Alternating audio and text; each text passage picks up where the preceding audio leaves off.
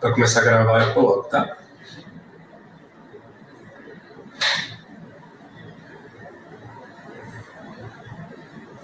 Bom dia a todos.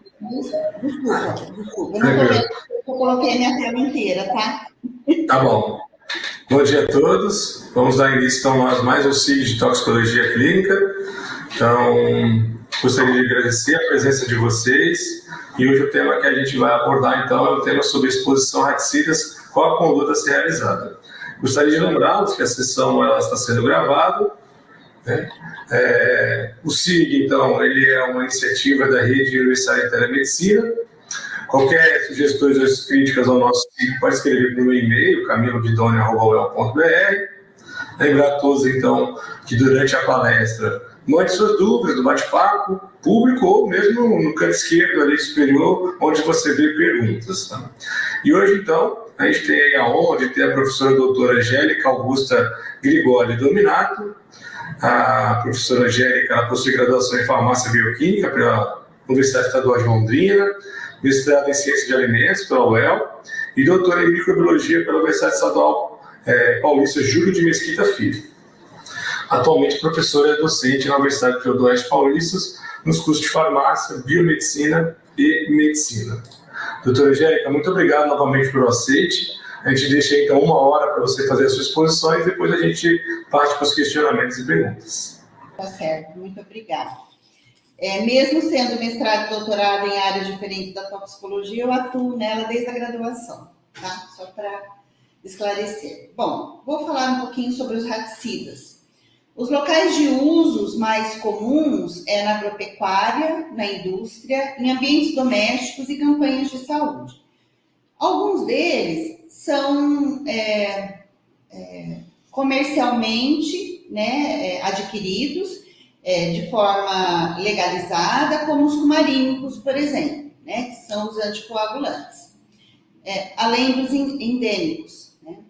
Ainda tem os compostos de flúor, que já está proibido há muitos anos, devido à sua alta toxicidade, os ureicos, os norbormide, os compostos inorgânicos, como de talho e carbonato de bário, os carbamatos e estricnina. Existem provavelmente mais substâncias que são causadoras, mas o que a gente mais observa, né, são intoxicações cumarínicas, né, e ainda os carbamatos, como por exemplo o chumbinho.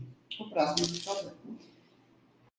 Bom, quem são os cumarínicos? Como que a gente consegue adquirir esse tipo de raticida? Eles são comercializados na forma de grão, de isca, de pellets, blocos, entre outras formas. A concentração é variável de 0,05% a 2%, depende, né, de qual é o princípio ativo que está presente aí nesses raticidas. A indústria descobriu um artifício para diminuir aí os riscos de intoxicação, que é o uso ou a adição de um composto amargo, que é chamado de, o benzoato de denatônio, que é o Bitrex. Então, essa marca que eu coloquei aqui contém esse amargante que vai, para o ser humano, ficar de uma forma assim, ruim de ingerir. O próximo. A varfarina foi o primeiro cumarínico a ser utilizado, porém, para que ele seja efetivo, era necessário o uso de ingestas repetidas, no caso do animal, né, que quer ser eliminado. Novas classes, então, foram sintetizadas, determinadas, né?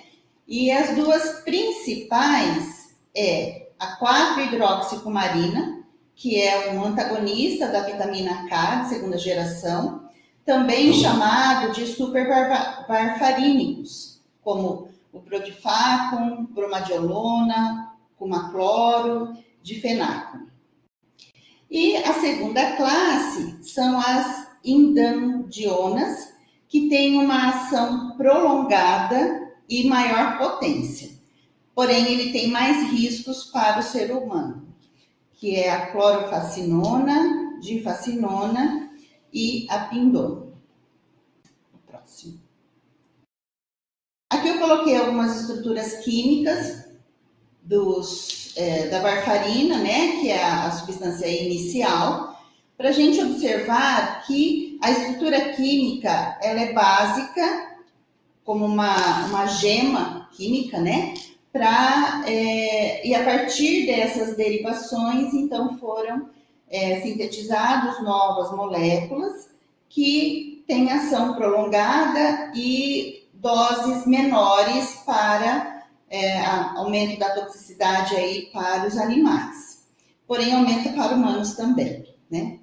Então, aqui a gente tem a varfarina, o difenaco, o brodifaco e o bromadiolon, que tem uma estrutura à esquerda comum, né, como o da varfarina. Próximo.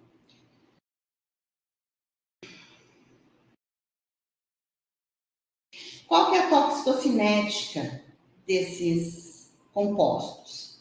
A via de exposição de maior risco, de melhor absorção, é a via oral, sendo ainda podendo ser exposto também pela via dérmica e pela via respiratória.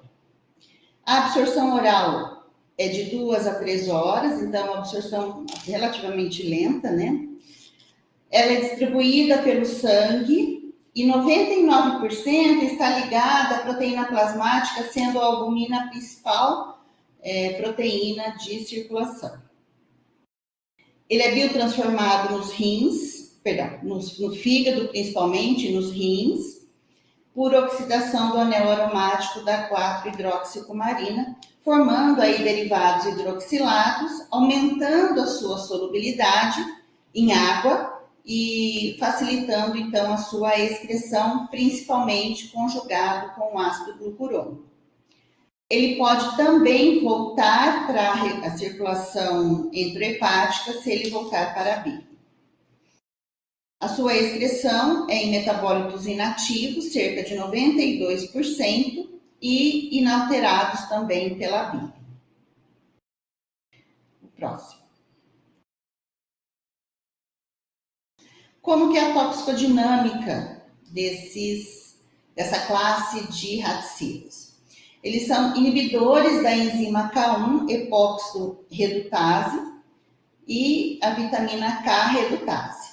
Ele entra no ciclo da vitamina K, que acontece no fígado, e vai influenciar na cascata de coagulação sanguínea.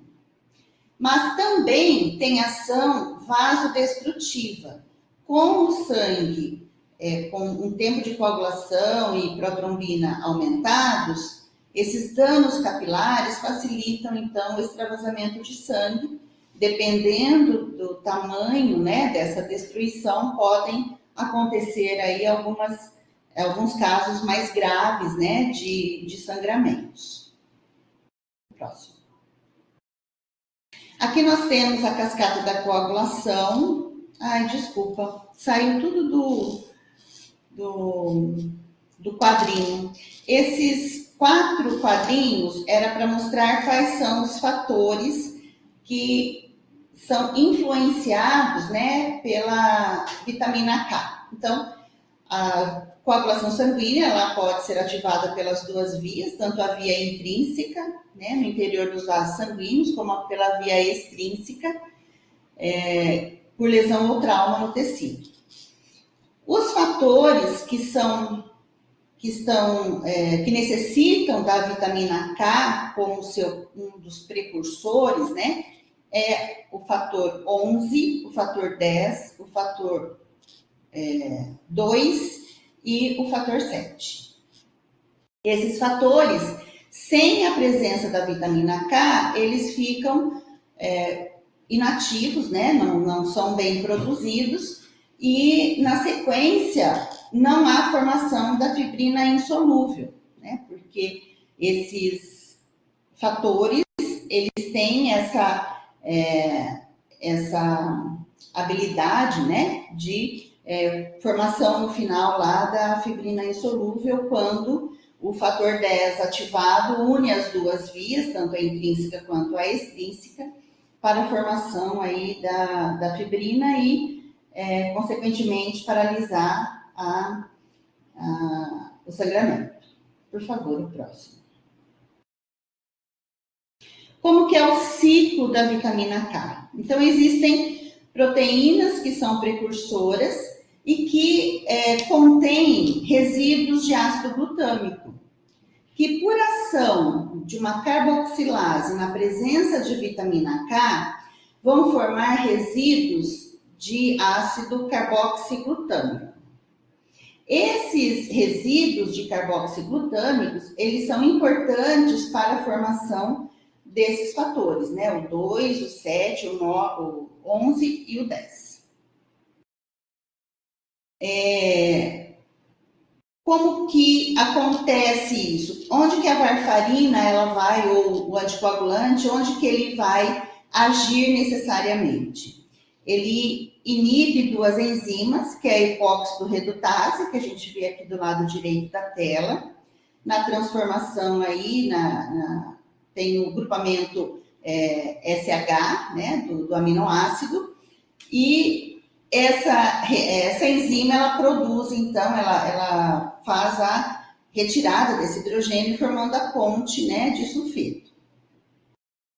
Transformando, então, a hidroquinona, que é a vitamina K, pela carboxilase epoxidase em epóxido, do epóxido para a quinona, tem essa enzima epóxido redutase, que vai fazer aí a redução, a oxidação desse ponte de sulfeto, transformando em quinona.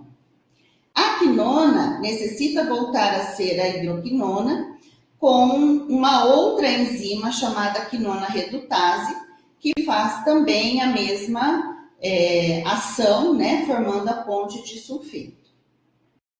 Se a varfarina ou o cumarínico estiver presente, essas duas enzimas estão, então, inibidas. Consequentemente, a hidroquinona ela vai formar o epóxido, porém, não vai formar a quinona, que também é um composto necessário para a produção aí desses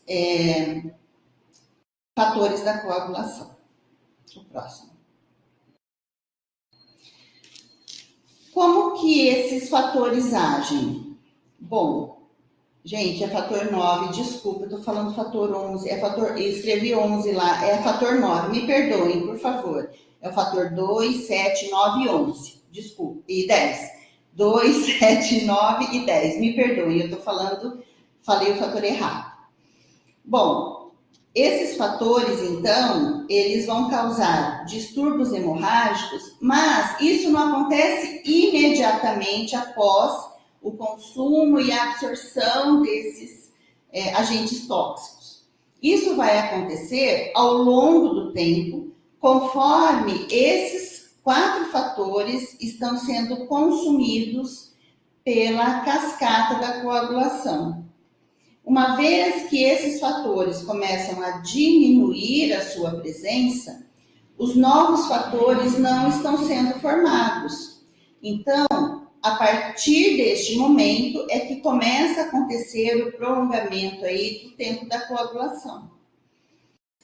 Geralmente, tem um tempo de meia-vida que é menor a 20% do 25% do valor. Então, o fator 7 tem um tempo de meia-vida de 7 a 4 horas. O fator 9, 24 horas. O fator 10, de 36 a 48 horas. E o fator 2, 50 horas.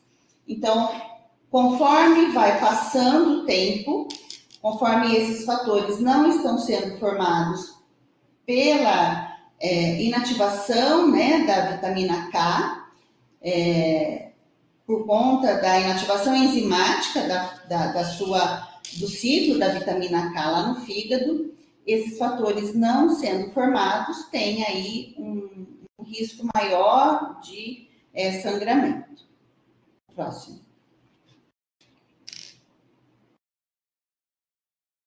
Qual que é o quadro clínico?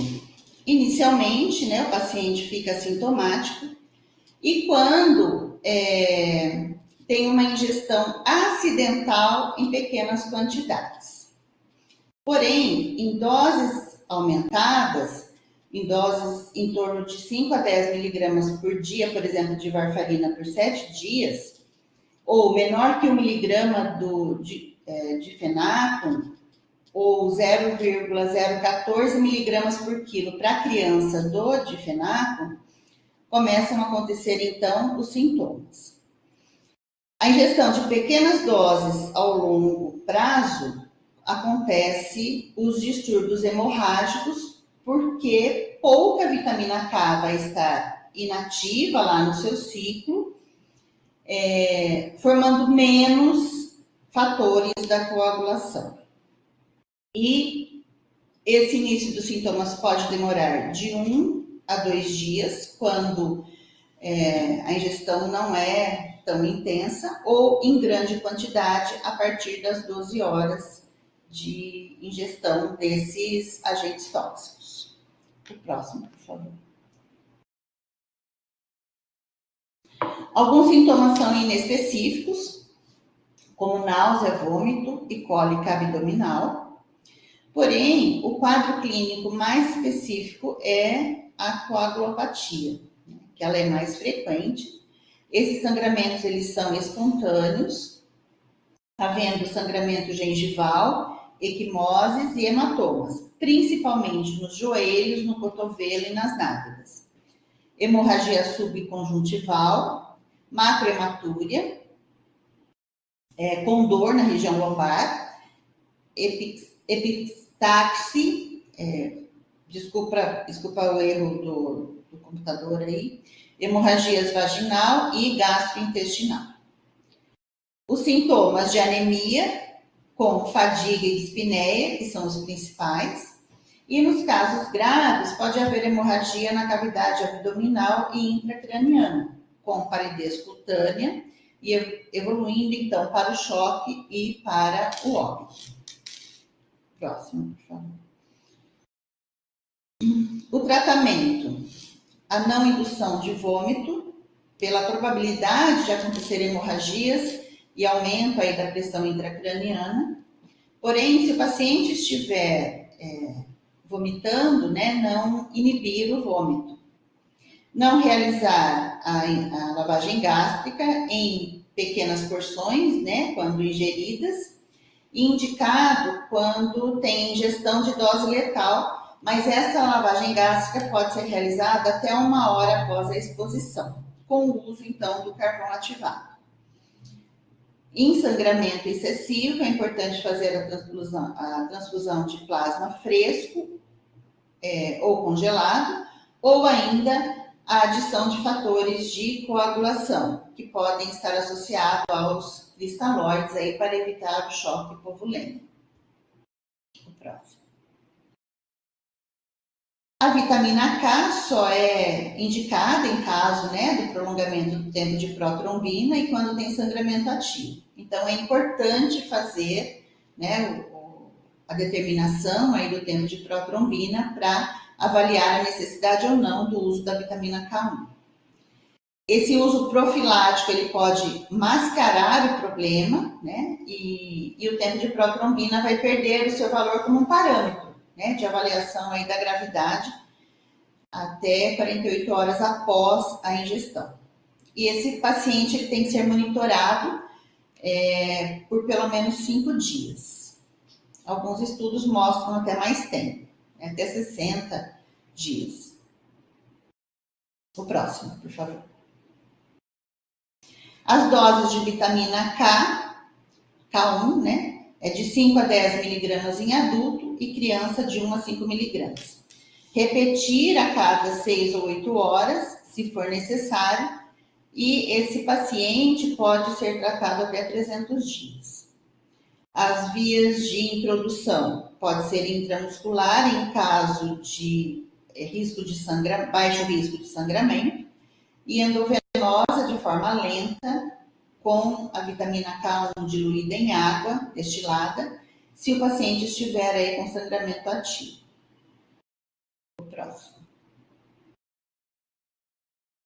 os exames laboratoriais necessários para auxiliar no diagnóstico, né, e, consequentemente, no acompanhamento desses pacientes.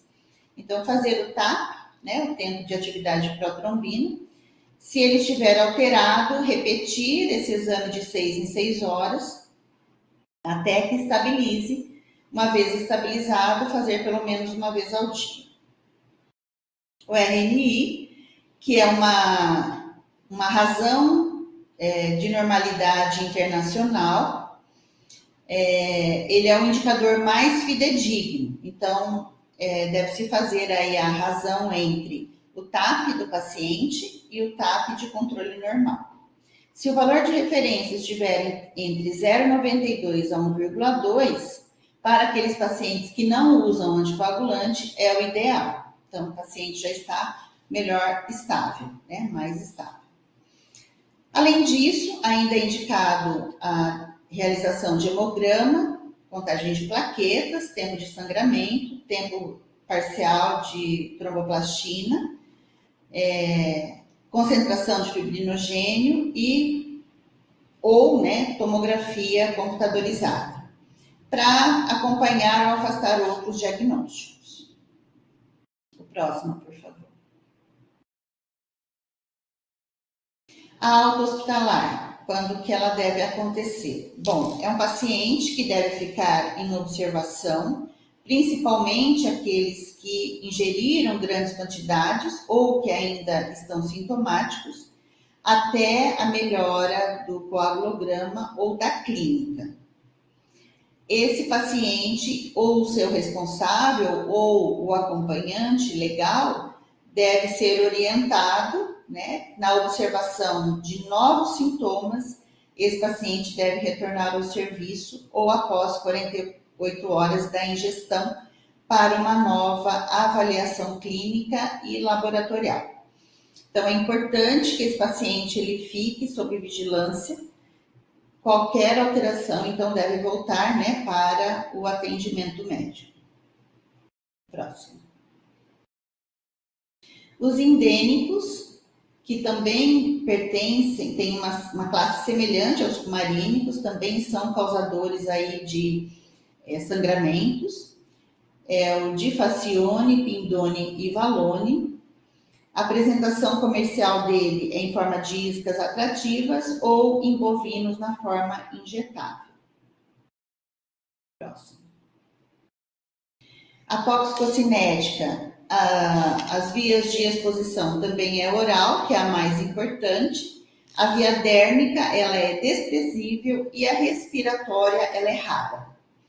Então, a melhor forma de absorção é pelo trato gastrointestinal, pela via de exposição, né? Distribuído também ligado às proteínas plasmáticas, com tempo de meia-vida de 15 a 20 dias. É biotransformado em derivados hidroxilados, com oxidação do anel aromático.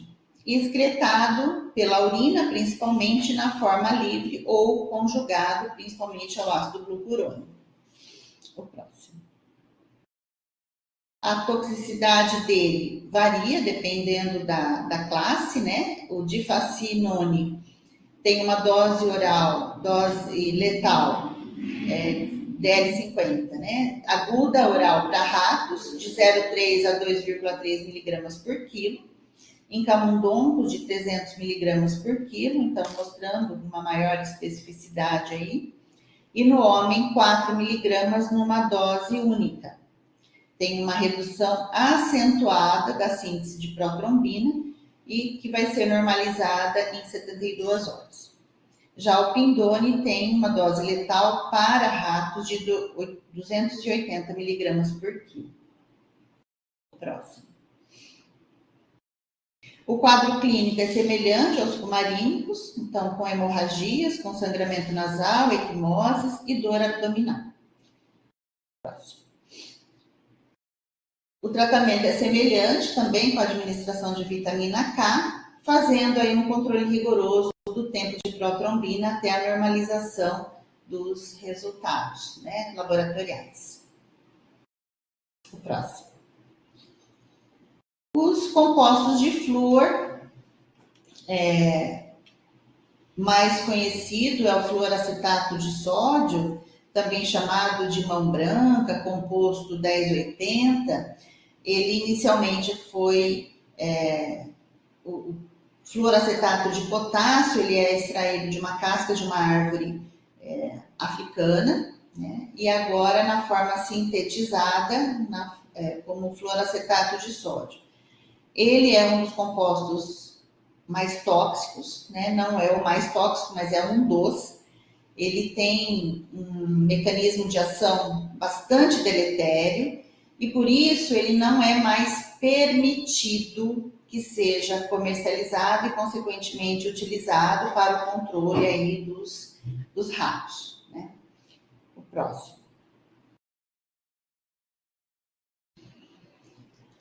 Então ele tem essa estrutura química e já foi suspensa a sua comercialização na década de 90.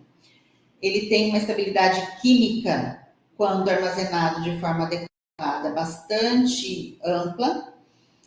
E na planta, né, que foi descoberta lá em 1890, contém um monofluoracetato de potássio. Foi usado como rodencida, no nome 1080, na Segunda Grande Guerra Mundial. O próximo. Ele é extremamente tóxico e ele tem uma substância adicionada a ele, que é a nigrosina, 0,5%, para mostrar que é uma substância não atrativa, né, para ser utilizada. A dose letal para ratos de forma oral é de 0,5 miligramas por quilo. O próximo. Ele é bem absorvido pelo trato gastrointestinal e a biotransformação do MNFA, que é um semelhante ao fluoracetato, é por hidrólise, formando o fluoracetato e N-metil, naftilamina. E ainda pode acontecer a desalogenação, ou seja, a liberação do fluoreto, né, da estrutura química. O próximo. Essa substância, ela tem um caráter tóxico por ele mimetizar o acetil-CoA lá no ciclo dos ácidos tricarboxílicos. Então, vai inibir a enzima conitase e a enzima succinato desidrogenase, fazendo o bloqueio do ciclo, né? E diminuindo, então, a produção de ATP. Esta síntese é chamada síntese letal. O próximo, por favor. Então, como que funciona? Como que é a ação do monofluoracetato de sódio? No ciclo dos ácidos tricarboxílicos, né, que a gente chamava antigamente de ciclo de Krebs, ele vai iniciar com a substância, com o piruvato, e por descarboxilação, esse piruvato se transforma em acetil-CoA. No ciclo, o acetil-CoA com o oxaloacetato, ele vai formar, então, o citrato. O citrato, por meio de uma metaloenzima, que é a conitase, vai formar o isocitrato. Porém, quando a pessoa está intoxicada, o paciente está intoxicado pelo monofluoracetato de sódio, o acetil-CoA, ele vai receber aí, né, essa molécula, que é o fluoracetil-CoA. Esse fluoracetil-CoA, ele vai reagir com o oxalacetato, formando, então, o fluorocitrato. O fluorocitrato não é transformado em isocitrato porque essa molécula de flúor na molécula de citrato vai inibir a enzima. Então, o ciclo, ele paralisa aqui. E aí, desta forma, não tem a formação, né, do restante do ciclo dos ácidos tricarboxílicos, não caindo lá na cadeia respiratória, consequentemente, não é não há a formação aí de ATP. E aí, esse sendo então uma substância citotóxica, né, porque age justamente no ciclo dos ácidos tricarboxílicos, ele vai aumentando então a sua toxicidade, né? Consequentemente, é uma intoxicação muito grave que leva a óbito. Mais rapidamente. O próximo, por favor.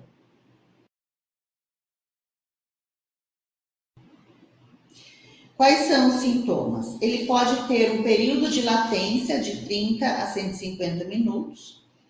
Os primeiros sintomas são náusea, vômito, dor abdominal, que aí vai seguida de agitação, ansiedade, espasmos musculares, estupor e coma. Os sintomas cardíacos, hipotensão, taquicardia ventricular ou fibrilação, e insuficiência renal aguda, que é reversível.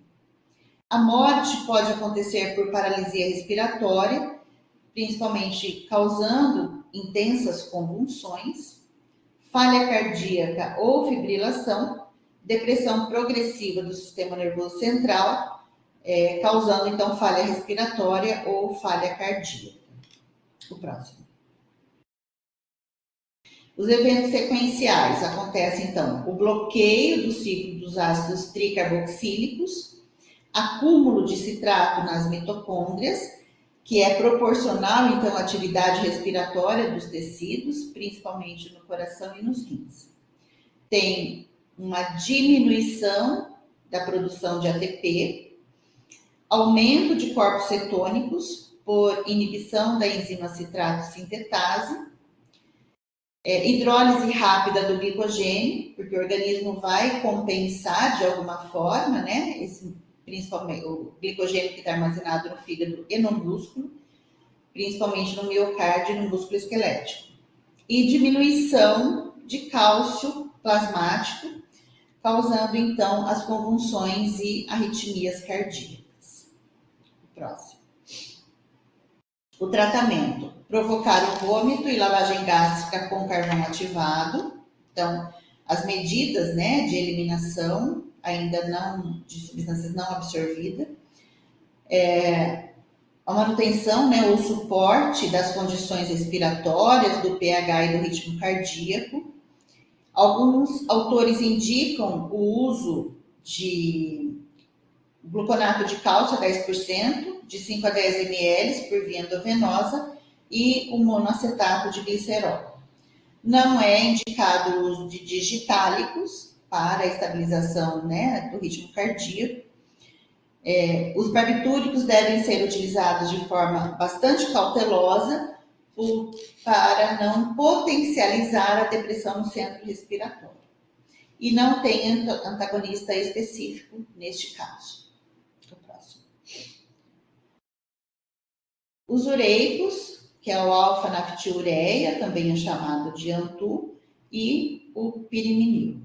Eles são pouco tóxicos para os seres humanos, mas aparentemente eles têm carcinogenicidade por uma impureza que é chamada de metil N-naftilamina. O próximo. Os sintomas. As intoxicações são raras, mas quando acontecem são acidentais em crianças e intencionais em adultos. Pode haver perturbação respiratória, dispneia, a cianose e edema pulmonar. Secreção brônquica e traqueal, que fica de cor branca e espumosa. E ele leva também a edema pulmonar, o ANTU, né, e efusão pleural. O próximo. O tratamento. Para o caso do ANTU, fazer o esvaziamento gástrico, provocando vômito e a lavagem gástrica. O tratamento sintomático e, nos casos mais graves, fazer a intubação traqueobraquial com respiração artificial, com fluxo de oxigênio contínuo por pressão positiva intermitente.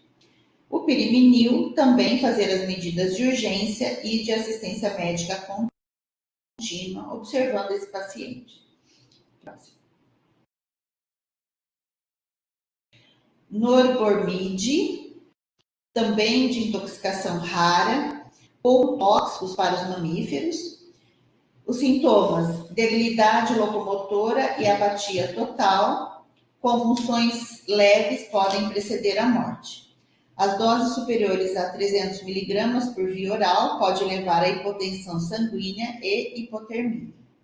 O tratamento: esvaziamento gástrico, né? Então vômito ou lavagem gástrica com carvão ativado, ou ainda, ao invés do carvão, usar sulfato de sódio ou de magnésio. O sintomático: conferir e estabilizar a pressão arterial e a temperatura corpórea. O próximo. Os compostos inorgânicos, que é o sulfato de talho, que foi usado, né, como raticida ou ainda como formicida, na forma de iscas atrativas, de xarope ou de pasta gelatinosa. A toxicocinética mostra a absorção pelo trato gastrointestinal, por via dérmica e respiratória, quando há queima, por exemplo. A distribuição é uniforme pelo organismo. A maior concentração pode ser encontrada nos rins, no fígado, no músculo, no baço e nos pulmões. A excreção é lenta, principalmente pela urina. O próximo. A toxicodinâmica, ela tem afinidade pelo grupo sulfidrila nas mitocôndrias, né? Tendo a inibição da monoaminoxidase e do succinato desidrogenase. Interfere, então, em fluxo de potássio, inibindo sódio e potássio ATPase e a biossíntese do grupamento M. Próximo. Os sintomas: distúrbios gastrointestinais precoces, náuseas, vômitos, diarreia com fezes sanguinolentas ou constipação, cólicas abdominais e sede intensa. A síndrome neurológica: desorientação, letargia, convulsões, astenia, sonolência, hiperreflexia, paralisia e coma. No sistema nervoso autônomo: taquicardia, hipertensão, hipertermia, salivação e transpiração. E a morte acontece por colapso cardiovascular ou paralisia respiratória. Próximo. Ainda distúrbio cutâneo, com erupções ou exantema, né, que pode acontecer de vários tipos. Alterações tróficas das unhas, alopécia, que é um dos principais efeitos. E nos pulmões pode haver inflamação alveolar com a membrana hialina. No sistema nervoso central, ataxia, tremores e perda de memória ao longo do tempo. O tratamento: no caso de exposição térmica, banho com água e sabão, água fria, né? E trocar as roupas. Esvaziamento por ingestão, então esvaziamento gástrico, com lavagem gástrica ou provocação de vômito. No caso da lavagem, pode usar aí o carvão ativado. É desaconselhável o uso de quelantes, por se tratar de metal pesado, né? E pode usar, então, o KCl, que aumenta aí a excreção do talho, porém aumenta a toxicidade, né? Então, pode haver aí um aumento da concentração de talho no sangue, porque conforme diminui a concentração sanguínea, ele vai sendo movimentado dos tecidos para o sangue. Então, é um risco que deve ser bem avaliado antes de usar o KCl. Nos casos graves, fazer a diurese com KCl associada à hemoperfusão para eliminação mais rápida, né, desse metal. O próximo. O carbonato de bário, também usado na forma de iscas. A exposição é por via oral, a absorção do trato gastrointestinal, e ele pode estar incorporado aos ossos semelhante ao cálcio. E a excreção biliar é a excreção mais eficiente do que a urinária. O próximo. A toxicodinâmica dele, ele faz uma estimulação intensa da musculatura lisa, estriada e cardíaca. As doses altas têm uma estimulação seguida de debilidade eventual, com paralisia muscular. Os efeitos cardiovasculares, hipertensão acentuada e arritmia, e a morte pode ser causada por parada cardíaca. Tremores musculares, insuficiência respiratória e convulsões. O próximo. Os sintomas iniciam de 45 a 90 minutos após a ingestão e, inicialmente, acontece formigamento ao redor da boca e do pescoço, e aí, na sequência, vômitos sanguinolentos e diarreia com evacuações fluídas. Tem alguns relatos de cólicas abdominais que são pouco severas, ainda vertigem e palpitação. Pode haver gastroenterite aguda, distúrbios sensoriais suaves, abolição dos reflexos profundos e paralisia muscular progressiva. Início tem a presença de midríase, que pode normalizar após 2 horas, ainda com a composição convergencial prejudicada, que vai desaparecer ao longo do tempo. E temperatura corpórea normal ou um pouco abaixo, né? Após 2 ou 3 horas do início do quadro clínico, aparecem outros sintomas. Então, o formigamento ao redor da boca e do pescoço desaparece, no entanto, inicia-se nas mãos e nos pés. Acontece vômito e diarreia, que pode ser persistente por 24 horas, e paralisia motora de grau variável, principalmente dos membros superiores, com os músculos extensores e flexores. Próximo. O tratamento, as medidas de esvaziamento gástrico. A lavagem gástrica pode ser feita com sulfato de magnésio ou de sódio, numa concentração de 2 a 5%, e restabelecer o desequilíbrio hidroeletrolítico com uma atenção especial para o potássio. Manter a permeabilidade das vias aéreas superiores e oxigênio. Próximo. Os carbamatos, né? Já tivemos aí uma apresentação sobre os inibidores de colinesterase, que o Camilo comentou. Os carbamatos, então, eles são inibidores de colinesterase de forma reversível, né? O proibido no Brasil também, a gente conhece vulgarmente como chumbinho, devido ao formato, né, dos grãozinhos e da cor. Geralmente a venda é fracionada, como raticida, e só que clandestinamente consegue-se adquirir, né? As intoxicações acontecem principalmente em crianças e nas tentativas de suicídio. Próximo. Os sintomas, devido à inibição da enzima acetilcolinesterase lá na fenda sináptica, vai apresentar então a síndrome colinérgica, né, pelo excesso de acetilcolina na fenda, acontecendo então cialorreia, sudorese, vômitos, diarreia, lacrimejamento, bradicardia, miose, hipersecreção brônquica, fasciculações, mioclonias, convulsões, alteração do nível de consciência e broncoespasmos, entre outros, né? São muitos sintomas que são comuns nesse tipo de intoxicação. O próximo. O tratamento de suporte, né, das funções vitais, e o específico é o uso, então, do antagonista competitivo, que é a atropina por via endovenosa. No caso do paciente chegar no hospital com suspeita de intoxicação, pode ser feito uma dose de ataque de 1 a 4 miligramas por via endovenosa, em adultos e crianças de 0,01 a 0,05 miligramas por quilo,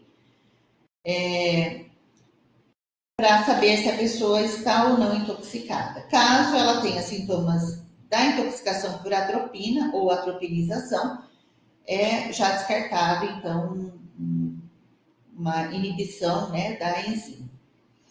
E em casos de intoxicação, deve ser feito, então, um esquema, né, de manutenção da atropina na bomba de infusão contínua. até que o quadro melhore. O próximo. E a estricnina, que é uma substância extraída de uma planta, né, chamada Strychnos vomica. A via de exposição pode ser a respiratória, com uma absorção rápida, né, 5 minutos, dérmica, oral e mucosa ocular pela via oral, 15 minutos. Após a exposição com o início dos sintomas. É de alta toxicidade e para os humanos ela é fatal. Próximo. Então, bem absorvida, né, pelo trato gastrointestinal, pelo respiratório e pelas mucosas, bem distribuída pelo sangue. A biotransformação é hepática, parece ser um indutor enzimático, principalmente do citocromo P450, o 2B1 e 2B2, formando então os 5 metabólitos, né? O 2-hidroxiestricnina, 21-alfa, 22-alfa de hidroxi, 22-hidroestricnina, o N-óxido de estricnina e o 12-22-epóxito e 11-12-desidroestricnina. A eliminação ela é renal e conjugada principalmente ao ácido glucurônico. Próximo. A toxicodinâmica dele, ele inibe no nosso sistema nervoso, né? Tem receptores excitatórios e inibitórios. Esses receptores inibitórios, eles têm uma afinidade pela glicina que faz esse efeito inibitório. A estricnina tem afinidade por esse receptor de glicina, só que ela não faz o efeito inibitório. Então, ela vai inibir, né, as sinapses inibitórias. Então, vai afetar os neurônios motores na medula espinhal e no tronco cerebral, que faz o controle aí da contração muscular. O próximo. Os primeiros sintomas são ansiedade, tremor, vômitos, febre alta, de difícil controle e convulsões violentas. De 10 a 20 minutos após a ingestão, espasmos musculares de início na cabeça e no pescoço. Esses espasmos eles vão evoluindo por todo o corpo, fazendo então as convulsões contínuas. A morte acontece por asfixia, com paralisia do centro respiratório ou por exaustão causado pelo excesso de convulsões. O tratamento, lavagem gástrica com carvão ativado e pode usar o diazepam intravenoso para o controle dessas convulsões. O próximo. As complicações. Então, o sobrevivente pode ter falência múltipla de órgãos, devido à alta temperatura, pelo excesso de convulsões e contrações musculares, acidose lática, né, pelo processo fermentativo, né, que vai acontecer pela liberação aí das contrações musculares, liberação de ácido lático, e rabdomiólise por ruptura de fibras musculares, também como uma consequência do excesso de contrações musculares. Eu pus pouquíssimas referências, porque tem muito mais coisas que eu olhei, mas eu posso dar uma revisada, ver todas as outras para enviar para vocês esse material, tá bom? Próximo. Obrigada. Meu e-mail, se alguém tiver alguma dúvida, pode enviar e-mail para mim, ou pelo telefone, caso queiram falar mais rapidamente comigo. O Camilo tem meu contato, ok? Obrigada e aguardo as perguntas.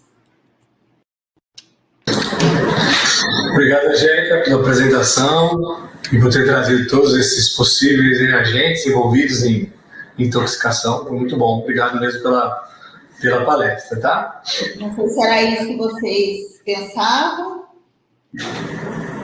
Não, tá excelente. Então, assim, o mais principal é o cumarínico, né, que é o que a gente frequentemente atende como raticida, né, legalmente comercializado, e os outros, todos os outros acontecem de forma clandestina, né?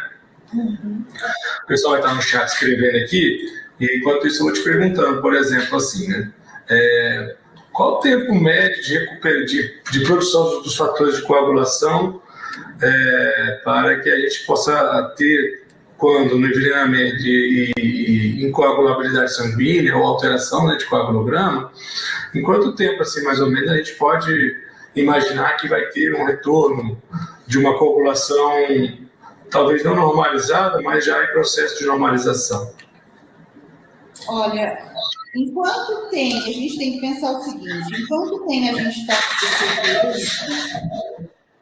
circulando, ainda tem vitamina K que está sendo inibida. Então, uma das coisas que vai auxiliar aí numa ação mais rápida, até da vitamina K1, quando ela está sendo utilizada, é a eliminação o mais breve possível desses cumarínicos, né? Então, provavelmente aí uma hidratação para aumento de volemia, uma diurese mais forçada, para facilitar aí essa excreção, até da forma ativa, né? Sem que precise passar realmente pelo processo de biotransformação. Mas uma vez que a vitamina K1 está sendo utilizada, esse ciclo da vitamina K ele começa já a funcionar e esses fatores vão sendo produzidos gradativamente. Não é tão rápido, não é de um dia para o outro, né? Porque precisa, essas coisas que necessitam e que agem no metabolismo, eles são um pouco mais lentos para serem reproduzidos novamente. E então, assim, o paciente tem que ficar internado alguns dias, né, pelo risco de sangramento.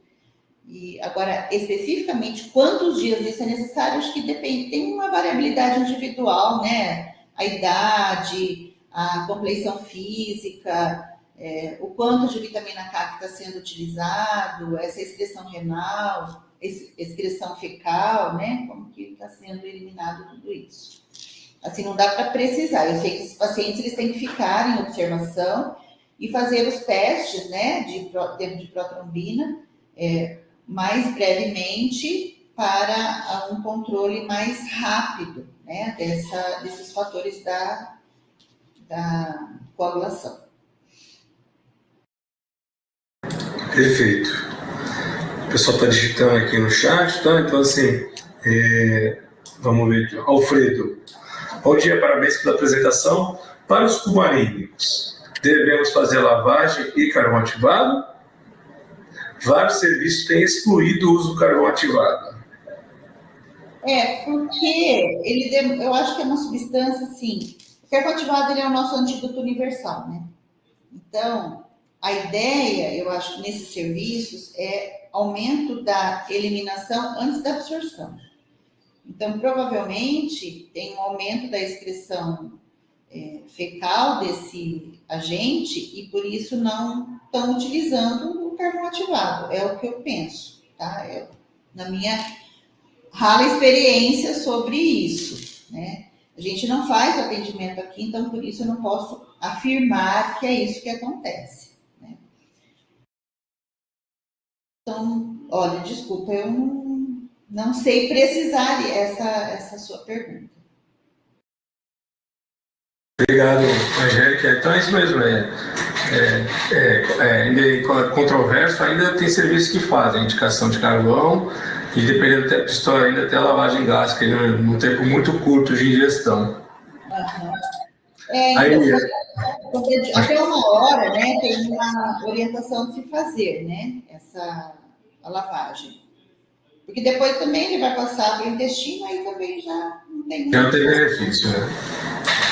A Eliana, obrigado, Angélica. Só um comentário. O Audicarb não tem mais registro no Brasil, tirado pela empresa responsável desde 2012. No entanto, há um hábito de chamar chumbinho com composição que não sabemos muito bem, mas a uva, calamata e mistura com organofosforada. Isso mesmo. Eu ia comentar e acabou passando, exatamente. Hoje o pessoal chama de chumbinho, mas tem outros antigos ratinhos que tinham o mesmo nome. Até o cloroquetato já foi chamado de chumbinho também. A gente vulgarmente chama chumbinho pelo aspecto, né? Quando a gente fala Aldicarb, o pessoal, no geral, não sabe do que a gente está falando. Então, quando você comenta que é o chumbinho, a pessoa entende melhor.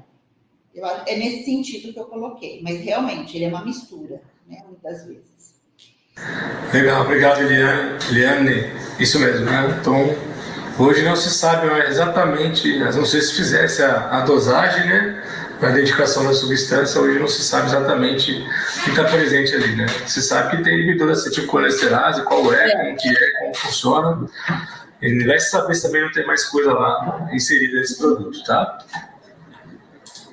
Como ele não é mais possível de ser utilizado, não se faz nem a identificação de todos os compostos que tem lá, porque financeiramente não compensa, né? Isso mesmo, Angélica. Acho que agora acabou as perguntas, a minha e a da turma aqui, Angélica. Novamente, muito obrigado por você ter aceito o convite, de falar um pouquinho para a gente sobre raticidas. E foi muito bom, obrigado pela disponibilidade. Imagina. Eu peço desculpas pelos errinhos que aconteceram aí na minha apresentação. O computador entende uma coisa, o computador entende outra, e aí vira isso. Desculpa. Tranquilo, acontece. Pessoal, então a gente se aproxima do fim aqui da nossa sessão. A gente teria uma próxima sessão do Toxicologia Clínica, mas o tema ainda é um tema avaliação da eficácia do uso do tópico da tetraciclina no acidente com o loxoscelismo. E como o artigo ainda não foi publicado, os autores estão aguardando a publicação do artigo para poderem falar sobre os resultados, questão de sigilo aí entre o grupo de pesquisa. Então, possivelmente, a gente não vai ter essa palestra esse ano. Mas ele me falaram que estão aguardando o aceite da revista. Assim que tiver o aceite, aí o autor principal vai me avisar e a gente encaixa aí no nosso sítio. Então, possivelmente, em 2025, a gente conversa sobre ele, tá bom? Então, hoje é a nossa última sessão. Agradeço a todo mundo que esteve conosco durante esse ano de 2024. Um ano muito produtivo, bastante palestras. E vejo vocês todos em 2025. Obrigado pela parceria de estar comigo nessas sexta-feiras pela manhã. Excelente sexta-feira e muito bom fim de semana e um restinho de 2024 abençoado para todos. Um abraço. Boa confiança. Obrigado.